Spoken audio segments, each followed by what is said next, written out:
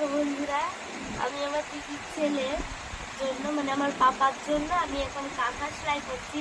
আমি সবার মুখে শুনি যে মানে বাচ্চাদের হচ্ছে মাসি পিসি ওঠে, তো তার জন্য মাসিদের জামা দিয়ে কোনো কাঁথা সেলাই করতে হয়। তো দেখো, এই যে আমি আমার পাপার জন্য কাঁথা সেলাই করি।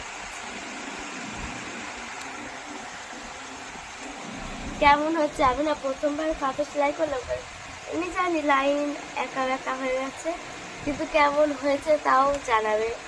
প্রথমবার বানাচ্ছি তো কেমন হয় জানি না, পরের বার দেখি। আর আমার মা এখন শুয়ে আছে, আমি মাকে কতবার বললাম মা একটু দেখিয়ে দাও, মা বলছে তুই তোর পাপার জন্য বানাচ্ছিস, আমি কেন দেখাতে যাবো, তুই বানা নিজের মতন করে। এই যখন বানাচ্ছি